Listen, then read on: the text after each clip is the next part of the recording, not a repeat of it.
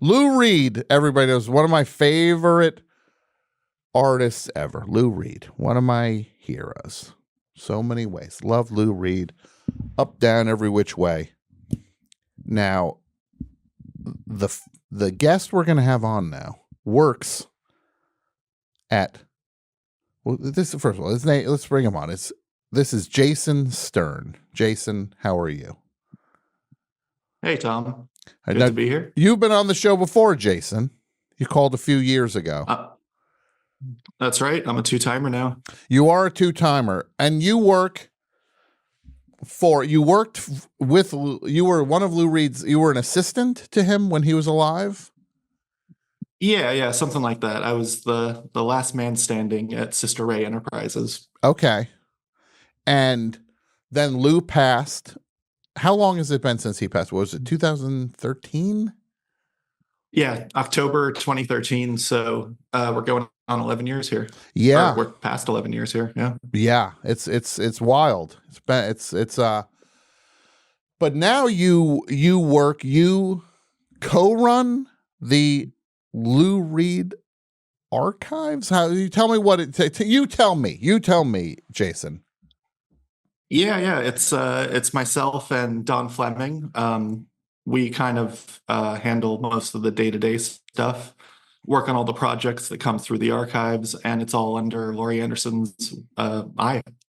That's amazing. And you've been doing that for a bunch of years now. You've been doing it for a while. Yeah, pretty much. We got started on digging through boxes within about a year after Lou left us. So things got moving pretty quickly after that. Yeah, and a couple of the things that you've done that have been really exciting have been, you're going through these boxes, you're finding tapes. One of the things you found was a few years ago was the envelope that had what people called the poor man's copyright, that people would mail themselves a cassette in a package. They would make sure it was postmarked over where it could not be opened, and they would prove that inside this envelope you can see the date stamped on it. This is, my songs are on this cassette, and they're in here. First of all, I don't think that would ever hold up in court. I think I've heard that it was a misconception that worked. But Lou Reed did mail himself a cassette in, was it 1965? Yep, May 11th, 65, and he kept it sealed up till the end of his life. And you opened it, and what was on that cassette became the amazing record Words and Music, which was the first of these new Lou Reed archival releases. Yep, we had to come out with a bang, so we opened the big one, and luckily it was as special as we hoped it would be. It was unique. It didn't really exist out in the world. People knew some things about it, but it's one of two tapes actually recorded on May 11th, 1965. Okay. What was the other tape? The other was Lou did a session at Pickwick that is got another, two versions of Heroin on it, a couple other songs, but it's actually a totally different performance than the one that we opened up, which had John on the recording as well, John Cale, and a much more extensive track list. And for people who don't know, Pickwick, your reference to Pickwick, Lou was a staff songwriter for a record label, Pickwick Records, in 1964 to 1965. That was he was like New York had a tradition of the songwriter, the Brill Building. You go in, you punch a clock, you sit down, you write songs for the company, and hopefully you have a hit. You write a hit. That's Carole King and Jerry Goffin, and all of these legendary songwriters came from that. Neil Diamond was one. New York had so many of these songwriters doing that. Barry Mann and Cynthia Weil. But Lou was doing that for a label called Pickwick, which was a more, I would say, a more down market endeavor than the Brill Building song writers work, because it was in Long Island City, right? And it was like, and Yeah, Pickwick would put in a out these brick building in a that still stands today. but Pickwick was like a label that would kind of like jump on a trend and do like, surf music's popular. Let's do some surf. Let's put an album of surf hits out. And then Lou was writing surf hits. Let's do songs about teen tragedy, car crash songs, which was a sub genre. Lou was doing that, and then there's this release, Why Don't You Smile Now, which is it out yet? It's out, yeah. It is out for it's been out for a few weeks. Okay. Yep, it's streaming everywhere. You can buy the physical from Light in the Attic. Yeah. And yeah, we put together pretty much every single Pickwick release that Lou had a hand in. Mm-hmm.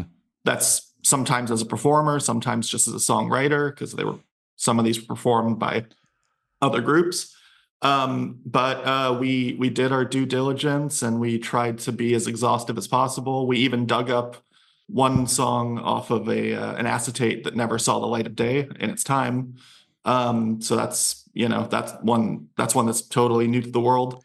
Sad Lonely Orphan Boy, it's called. So yeah, we tried to put them all together in one place, because a lot of these have been circulating as suspected Lou tracks, songs that he may have had a hand in. Mm-hmm. And we did our best to get to the bottom of it and just make a call and say, hey, here it all is in one place.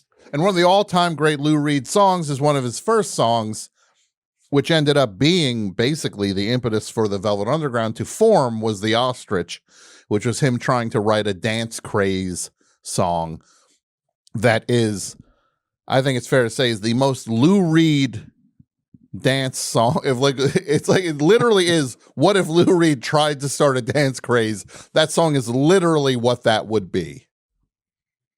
And it's got a wild sort of origin story, because Lou claims that he had sort of anticipated that ostrich feathers were really going to take off as a fashion trend. And it's because right about the same time that he's penning the song in the Pickwick studios, there's an article out in the New York Herald Tribune by a fashion writer who was telegraphing that ostrich feathers are like the next big thing. Uh-huh. And Lou thinks, you know what, if this is a trend, why don't I just write the dance version of this, thing that's about to take off. So he came up with the ostrich, which involves an ostrich stepping on its own head, and that whole thing. And then when they did the ostrich, they were going to do a TV show appearance. They were calling the band the Primitives, but there really was no Primitives. Like there was not an active band.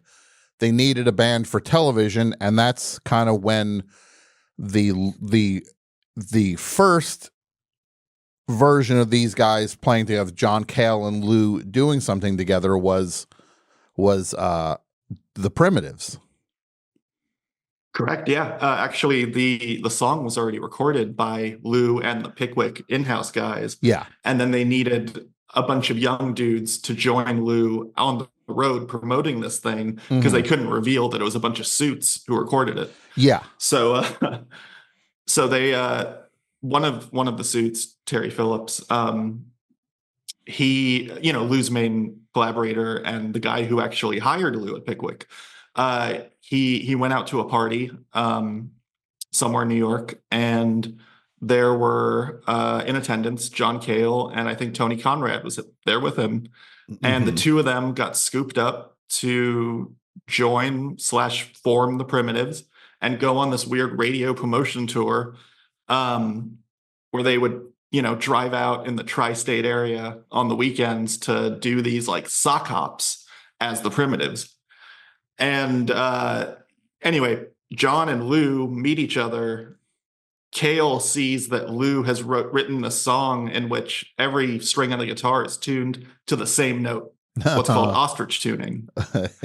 And it kind of blows John's mind, because he's doing the same kind of thing in a completely different world. Yes. With Lamont Young. they're droning, they're doing real academic kind of like crazy durational work. And here's this guy, Lou, doing like hack songs, doing the same techniques, totally unexpected. And I think they really hit it off because they're coming from two totally different landscapes, speaking the same language. Which is the beauty of the Velvet Underground, which was you had Lou Reed and John Cale. You have basically a conventional songwriter who had high art aspirations through his poetry and his writing, and clearly he was interested in other things, even if it wasn't as up on the forefront, saying like, I'm an experimental artist. He was interested in sounds and all of that stuff. He found his way there. And then conversely, you have John Cale, who's playing with the Theater of Eternal Music and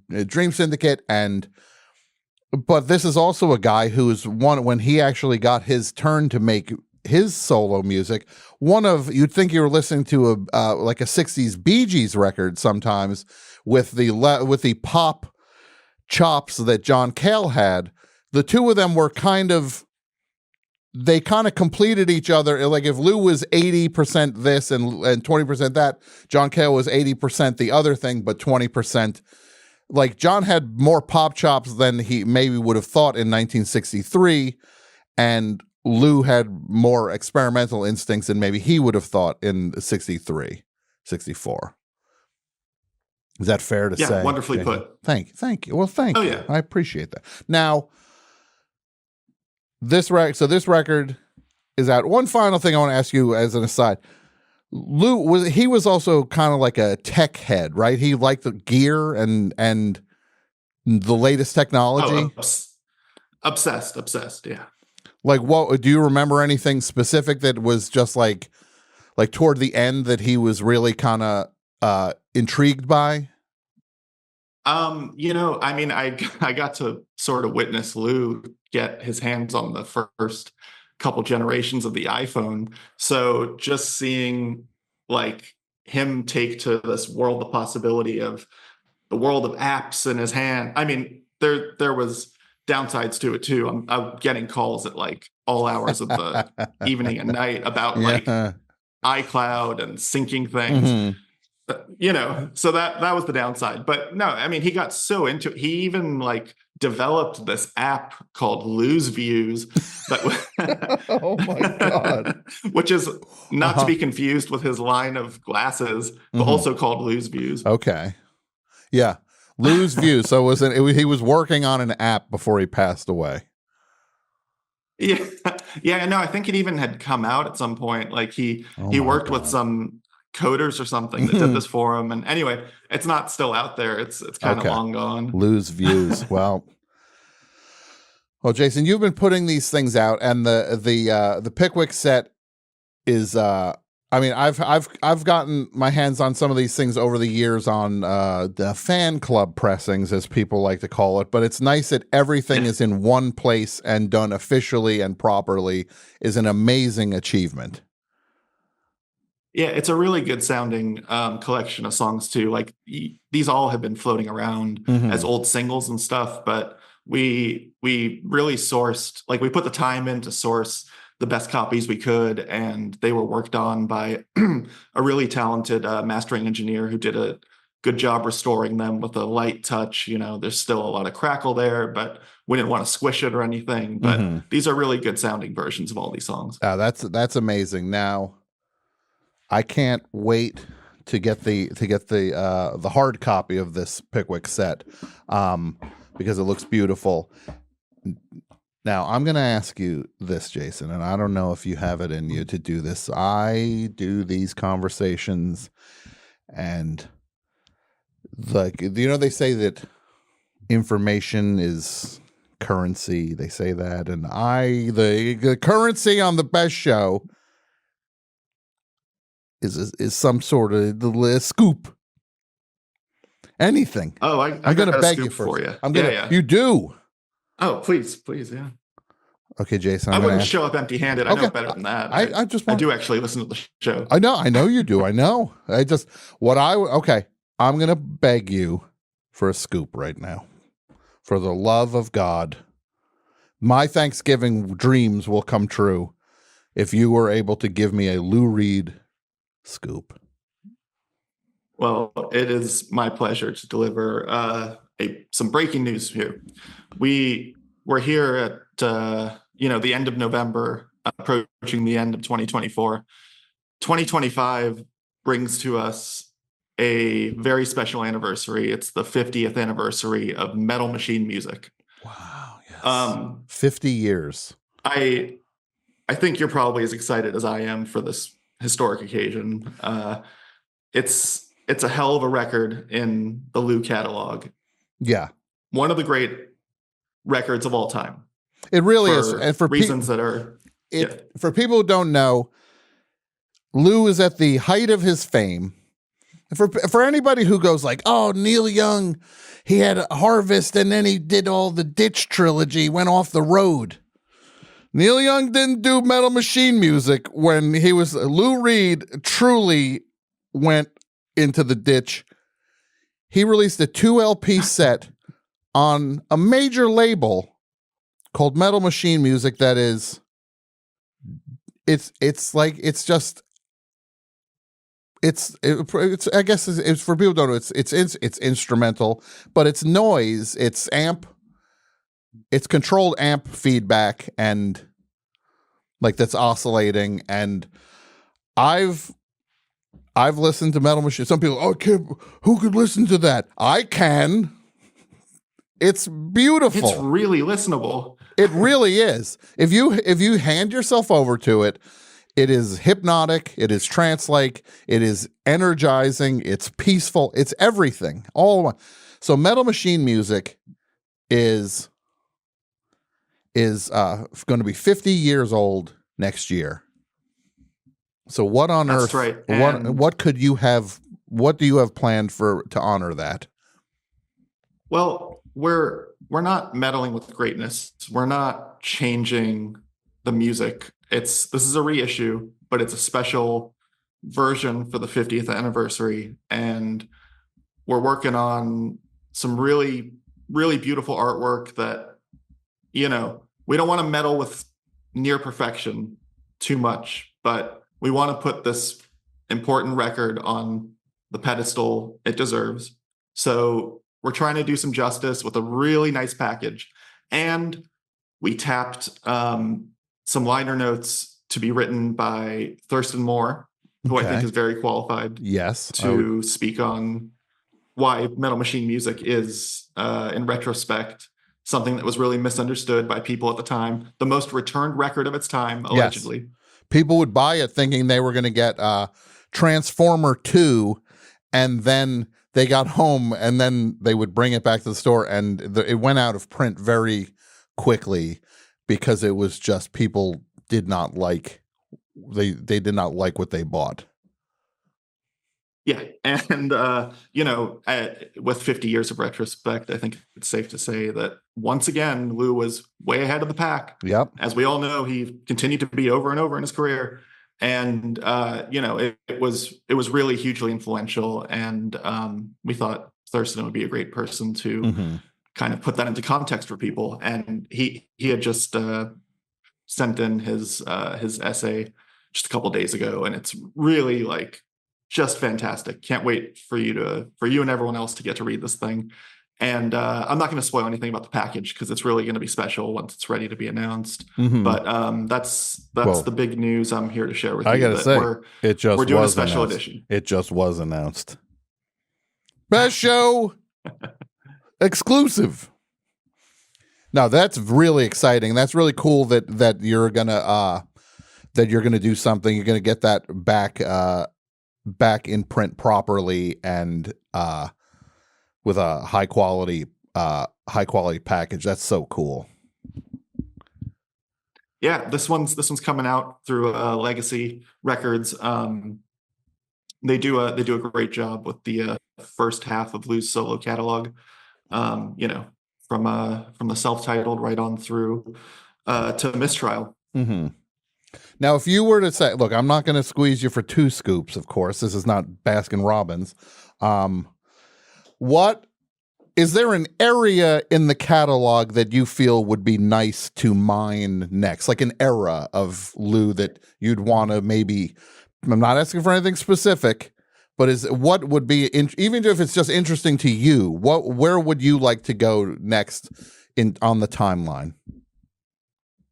Well, just speaking about what's in the archives, and this is all public information. That's the beauty of the New York Public Library, where Lou's archives live right now. Mm-hmm. Anyone can go and sift through that list of tapes that we have there, and they can go and listen to them too, and they can figure out what's the juiciest stuff. But I'll tell you my take on what's the juiciest stuff that we haven't really given a proper release yet. There's this really nice period of time from the very end of Lou's time in the Velvet Underground Mm-hmm. into his time, leading up to the release of his, first solo record. Yeah. And there's some really good material that spans some of the VU era, some of the post VU era. Wow. And I think that's somewhere down the pipeline. Okay. That's somewhere in the future.